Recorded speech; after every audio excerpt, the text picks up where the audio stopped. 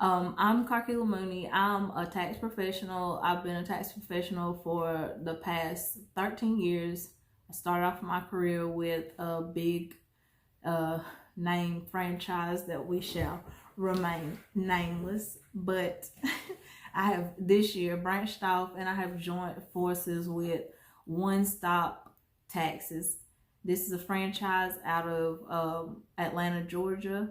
It is black owned, it is family ran, and it's just been a great opportunity for me being with this franchise. So I decided that I wanted to share some tax tips for the DJs, dancers, and bartenders. This is an attempt, to get my services out there, letting people know educating people on what deductions are out there for their specific skill, trade, or occupation, and just educating and empowering my people. So, you guys, this information is free. Yes, I'm gonna upload it to my YouTube channel, and I hope that you guys will share it with your other like DJ, dancing, and bartender friends and people that are in the industry. I do pay people up to $50 for referrals, and I offer services for self-employed people or people who receive 1099s. Their payments are in cash, that type of field. I offer services for them, and what the services look like is reconstruction of their business, helping people get go through the proper steps to get an EIN to register their business and such, for not only for tax purposes. So if you're watching this, I would appreciate it if you would hit the subscribe button, subscribe to our channel for more content, more tax ideas, and just this is a lifestyle vlog for me and my family. So we just stuff that affect our life. So the first thing that I want you to do, like throughout the year, is track your payments. A lot of times, if you are working as a DJ or a dancer or a bartender, you're accepting cash payments, sometimes nightly, sometimes on a weekly basis. People may write you a straight business check, like straight to you. So I want you to track your payments. Nowadays, people use Venmo, Cash App, and all those things. I want you to have access to those things in case something was to happen, God forbid, that the IRS audits you or anything like that. You still need to keep track of your payments. That's just good business practices. Second thing, track your expenses. These are going to be what you're going to write off on your taxes. Things that you can write off are going to include and vary from depending on how big of a DJ, how big of a dancer, bartender, and what type of events that you are involved in. You can deduct and write off clothing for parties, for events, and celebrations. If you are a dancer, you're a DJ, and you say you are hosting or taking part in an all-white party, and you have to go out and buy something specifically for that party, then that is a deduction, because you wouldn't have bought that. You wouldn't have bought all-white or a neon party, anything like that that is specific and you may not be able to use outside of in your everyday life. That is a deduction. I also track rental fees for like the party hosts, bartenders, DJs. If you are paying rental fees for equipment, for venues, for any kind of property or equipment, those are deductions. Also, advertising, flyers, handbills, business cards, you name it, anything that has your logo on it, that is considered advertisement. So that is also a tax deduction and will help you on your taxes. Also, your meals, your drinks, and your entertainment costs. They sort of cut back on the entertainment, because before you could get paid or you could get a deduction for things you paid out to entertain your guests. Like say you have a big name artist on your bill, and that artist is gonna come, you're gonna want to, of course, wine and dine them and treat them like luxury. So before you could claim the entertainment of guests, but now it's specifically your entertainment and stuff. So I'll give you some scenarios so you can relate to this. Also, mileage to and from the venues. If you live in small town friendly and you have an event that is in Greensboro, of course you're not going to fly to Greensboro, which is like 3 hours away, but you can use a deduction for your travel to and from.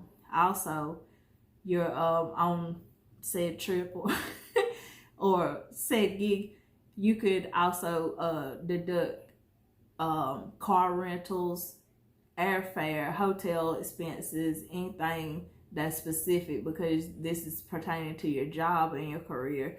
Also, specifically for the DJs, you can deduct or write off.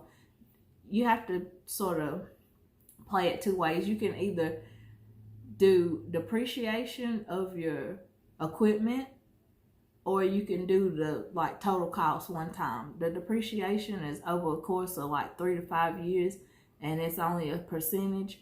But if you decide to claim that one-time cost, like say you buy a new laptop, you buy DJ equipment, you buy sound equipment, mics, headsets, whatever that it is specifically going to be used for your DJing gigs, you would first thing second, number two, track those expenses. So you need to try to keep your receipts and stuff like that, or at least get you a little notepad and jot down what you purchased throughout the year. That equipment is going to be a major upgrade for you, your business, and your brand, and also for your pockets, because it's going to be a deduction. Office expenses, pens, notepads, anything that you have to spend if you writing out your playlist, or you tracking your employee expenses, you're gonna deduct all those office expenses. Another great thing that I learned was the music downloads. Music downloads, a lot of times you have to pay for music. You have to have copyright releases and stuff like that. So I want you to track and take note of those download costs and stuff. Even if you pay a monthly subscription to a site or app, those costs are deductible because that is your craft. Also, another thing I didn't even have wrote down, if you attend a conference or a study session, anything like that that is pertaining to your craft, DJing, dancing, bartending, that is also going to be a deduction. For the dancers, you guys are buying clothing that you cannot wear to Walmart. Get my drift. This is a family channel. You are buying clothing, you know, that you would not wear to a PTO meeting or anything like that. So you're buying stuff that's specifically for your job. For the dancers, also, if some ladies decide to take advantage of reconstructive surgery and enhancement surgeries and stuff like that, those expenses are deductible because you are doing those things for your career, for your craft. So y'all hit up Dr. Miami or whoever you want to go see. Those expenses are going to be deductible, you know, if you got a knowledgeable tax preparer, then like myself, that's going to go to bat for you. Then, you know, it could be a win-win situation for you. Also, parking at events. A lot of times places may charge you parking. You know, you might get with somebody that they forgot to give you a parking pass.